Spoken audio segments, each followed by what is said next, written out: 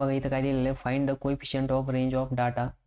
Data दिलेला आहे 120, 50, 90, 10, sorry 100, 180, 200, 150, 40 आणि 80. ठीक आहे. आता हा डाटा कसा दिलेला आहे, रॉ डाटा दिलेला आहे. ठीक आहे, तुम्हाला मी सांगितलेलं आहे रॉ डाटा कसा राहतो. रॉ डाटामध्ये बघा आपल्याला सगळ्यात पहिले काय दिलेलं आहे, आता सगळ्यात स्मॉलेस्ट व्हॅल्यू बघायची. मग इथं सगळ्यात स्मॉलेस्ट कोण आहे बघा, 40 आहे. 40पेक्षा छोटं कोणीच नाही. ठीक आहे, म्हणजे 40 काय आहे, सगळ्यात छोटा आहे. 40पेक्षा मोठं कोणी बघा, 50 आहे. कोणी 50 आहे. ठीक आहे, 40 गेला, 50 गेला.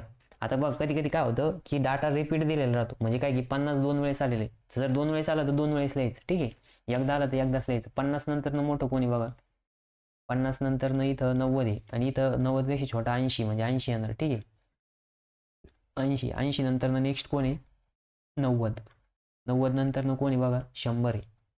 100 नंतर 90 झाला, 100 झाला. 100 नंतर 120 वगैरे आहे का बघा बरं, 120 नाही, 120 आहे. ठीक आहे, 120. 120 नंतर 130 आहे का, नाही. 140 पण नाही, 150 आहे डायरेक्ट. ठीक आहे, मग 150. 150 नंतर 180 आहे. ठीक आहे, मग 180. 180 नंतर 180 नंतर लास्टला बघा 200 राहिला फक्त. किती राहिला, 200. मग असेंडिंग ऑर्डरनुसार लिहिला आपण. ठीक आहे, मग आता रेंज, मग range is equals to L minus S. मग इथं एल किती आहे, सगळ्यात मोठी व्हॅल्यू बघा, सगळ्यात मोठी व्हॅल्यू आहे 200. 200 मायनस एस, एस किती आहे 40. 200 मायनस 40 जर केलं किती येणार, 160. मग आता कोएफिशियंट ऑफ रेंज, मग बघा कोएफिशियंट ऑफ रेंज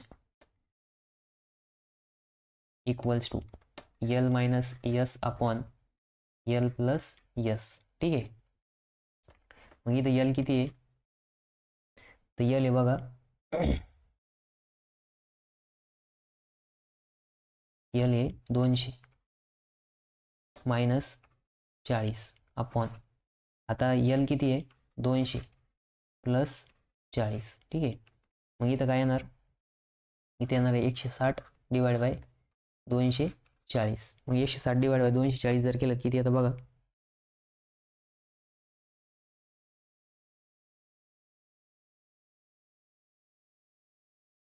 0.6667. ठीक आहे, म्हणजे हे काय आलं आपलं आन्सर आलं. मग बघा कोएफिशियंट ऑफ रेंज किती आली, 0.667. तुम्ही 2 डिजिटपर्यंत लिहायचं काय पेपरमध्ये, 2 नाही 4 डिजिटपर्यंत लिहा. नंतर नाही तर रेंज, आणि जे आन्सर आलं त्याला असं बॉक्स करायचं. ठीक आहे,